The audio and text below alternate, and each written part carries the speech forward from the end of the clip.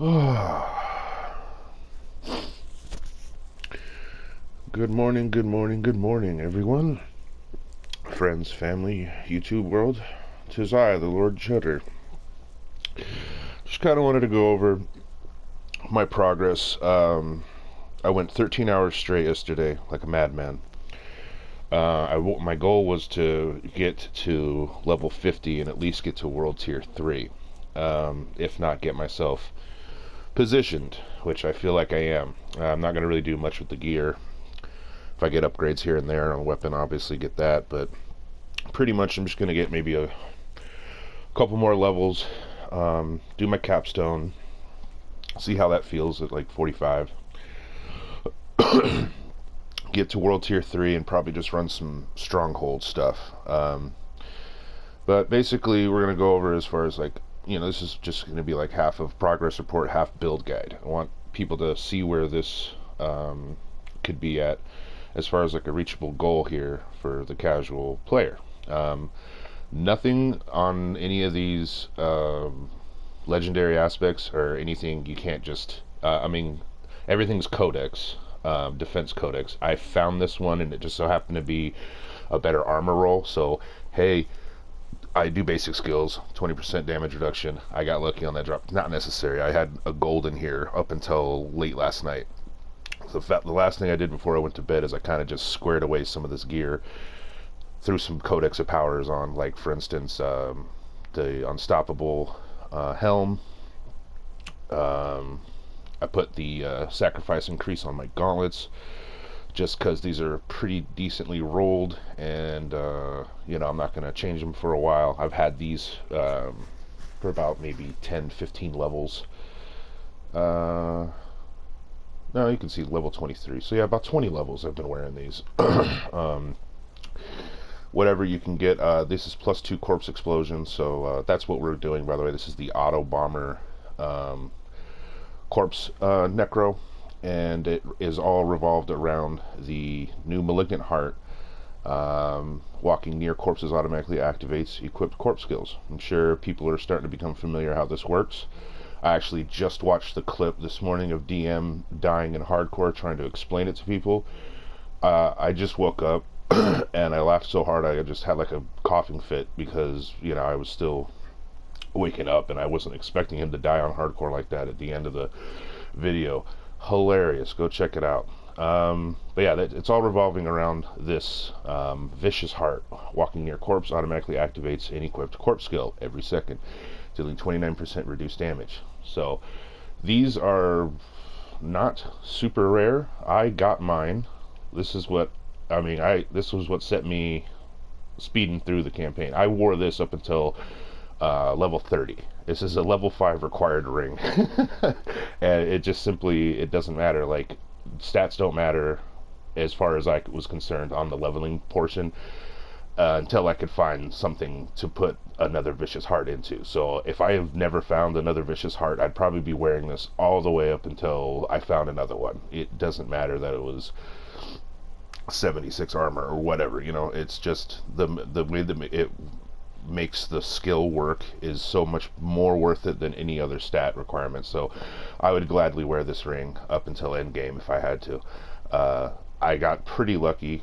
They're not like super rare, but they're not like super common, I guess. I've only found 3 of them so far, and I found tons of the other ones, the crit ones, and anyway, it's just not as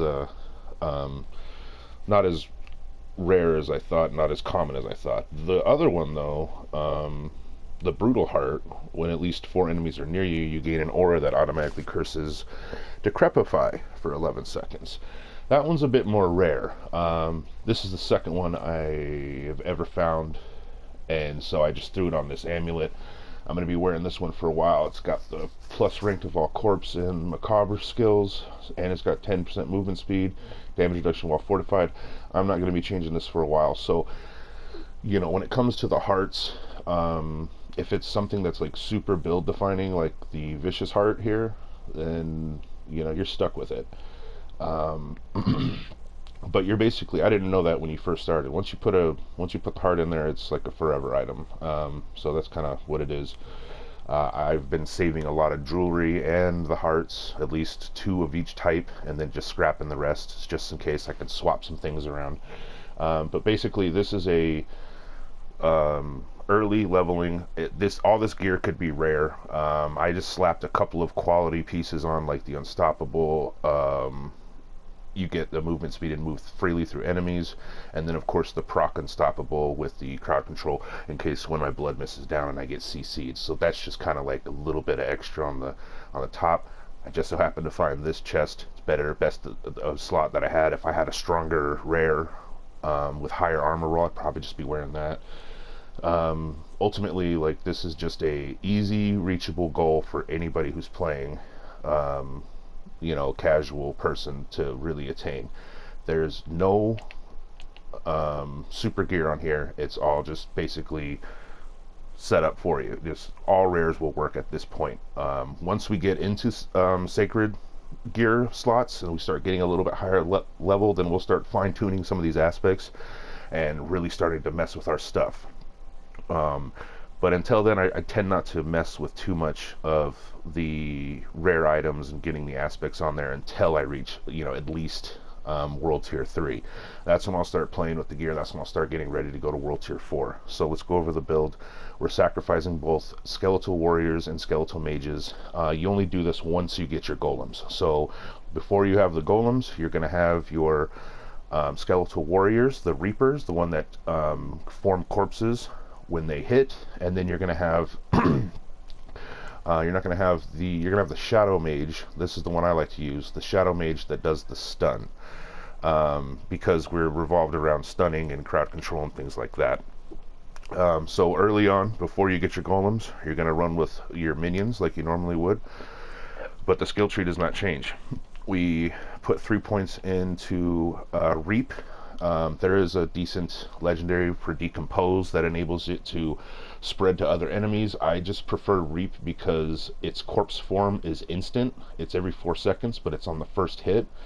So it really feels good when you're having some corpse downtime and you just need a corpse to quickly get the ball rolling, because that's how this build kind of works.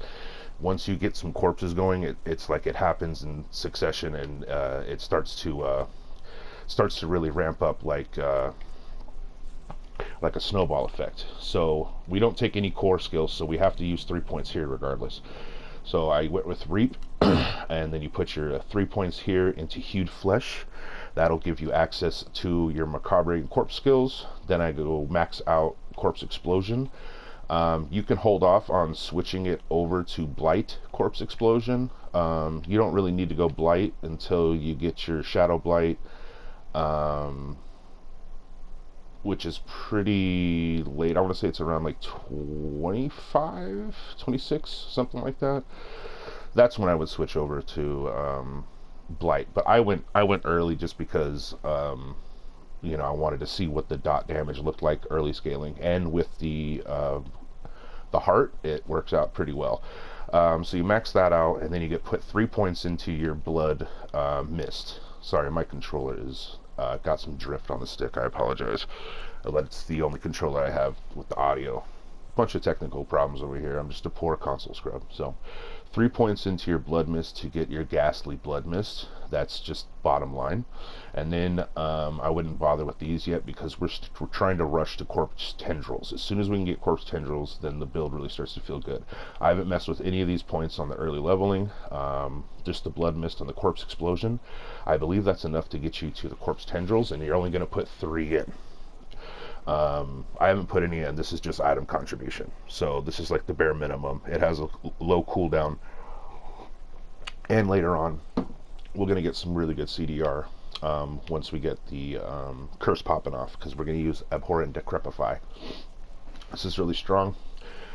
Lucky hit, 15% chance to reduce active cooldowns by 1 second. It makes everything feel really good. After you get the corpse tendrils, I would say put in some points into your curses until you can get down here to your Shadow Blight. Once you've rushed Shadow Blight, then you're going to back on up and start getting some of these juicy nodes. You're going to get the, I would say after you get your Shadow Blight. As a matter of fact, I feel like I was pumping points into Blood Mist prior as far as like filler, just to get more points to get the Shadow Blight. So you're probably going to max out your Blood Mist in order to get to your Shadow Blight. Then once you do that, you're going to start filling out some of these nodes. You're going to get the Fueled by Death. That's important. You're going to finish up your Curse setup. That's probably next, or before Fueled by Death, however you feel. I didn't put 3 in here at first. I just went 1, 1, and then I maxed 3 out here, because once you get the Curse popping and your stuns are happening a bit more often, you're going to get really good on the stacking effect. So Terror takes all these damages and it stacks it per stun, immobilized, slowed, and it's really good. And then once you get that, I would probably put the 3 points in here just to give me some extra movement speed.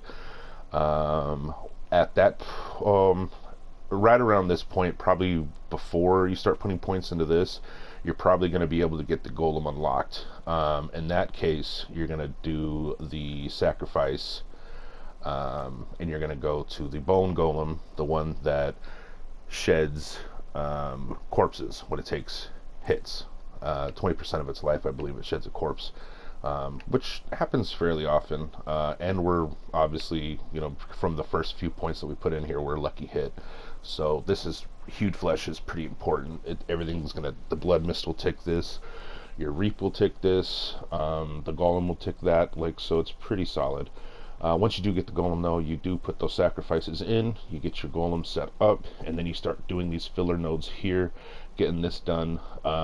These are pretty big. The Memento Mori, sacrifice both Skeletal Warrior and Skeletal Mages, increases their sacrifice bonus by 60%. That's very strong. That in combination with the Codex, just on my gauntlets, it's an extra 15%. That's pretty strong. Once you get these nodes filled out, and then also we're going to fill out Amplified Damage and Death's Embrace. I do have 3 points in the Golem. I just put this in recently so he can stay alive a little bit longer. I don't know if I want to take it off though, because I think if he has less life, he's shedding more corpses. I'm still playing around with that. And then by the time you're done with your Paragon, or by the time you're up to your 50s, and then I have all my Renown done, you should be filling these out. And then, this is really important. You get this probably as early as possible. Maybe not early as possible. Once you start feeling a little bit squishier, this is super nice. Necrotic Carapace. This is going to give you the Fortify when you form a corpse. But all this together is pretty simple. There's nothing really much to it. We're Corpse Tenderling, Corpse Explode, Blood Mist for big mobs, big packs, getaway, all that kind of stuff. And it's an autobomber setup. Like I said, all revolved around the Vicious Heart skill. Let's go ahead and take a look and see what it looks like. As far as I know, when I saw the video, I think DM was talking about on the skill bar, it'll prioritize what corpse skill to use on the skill bar. I didn't know it worked like that. I didn't rearrange anything or whatever, but this is just how I have it set up. I have my Corpse Explosion on the very last. I don't know if that's doing anything. I'm going to mess around with that today. If this wasn't kill all, I'd probably be skipping these little guys, but it is what it is.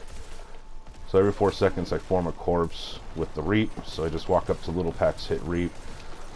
And you can also manually spawn your Corpse Explodes as well, so it's kind of like a double if you're doing bigger packs. It feels really good. So you see, like, my first hit will spawn that first corpse. It'll get me ramped up pretty good. I think it's a little bit easier to see what's going on when I do the single target, because it's kind of clutter on the screen, I'm not gonna lie. Let's see, this channeling shrine. And of course, your Blood Mist is going to be the one that spawns corpses as you use it. I don't have any of my proper aspects. I'm supposed to have, you want to get the one where your Blood Mist doesn't slow you down and it does extra damage. That feels nice. And then obviously the original auto bomber is the aspect that enables it to explode while you're in Blood Mist. I think that in tandem with the Vicious Heart is going to feel very good. I cannot wait to get that aspect going. And then I think Ultra Endgame, I don't know, I think we might actually sacrifice the Golem once we start getting our lucky hit up and we're like in a wand and a one-hander setup. I need to pay attention. When you're in a one-hander setup, I think we're gonna drop the Golem and go with the you need to call it Bone Storm, because there's another aspect that takes Bone Storm, turns it into shadow damage over time, and that's what we're scaling here. We're doing shadow damage over time. We don't really care about crit chance, which is really nice to free up on the on the affixes for the rings and jewelry. So we're not really too worried about crit. Not really too worried about vuln damage. I mean, yeah, we're gonna put vuln damage on, but it's like we're not really too worried about it. But as I get some corpses and I just stand here for a second and start popping it with the auto proc, you see it gets pretty juicy. Today's goal is to get to World Tier 3 and try to get geared out pretty good for the World Tier 4 push.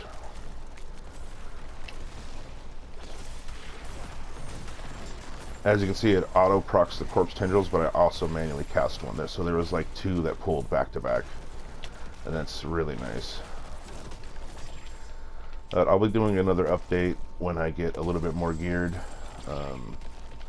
There's some pretty good stuff that we can put into this mix that's going to make the build feel really good.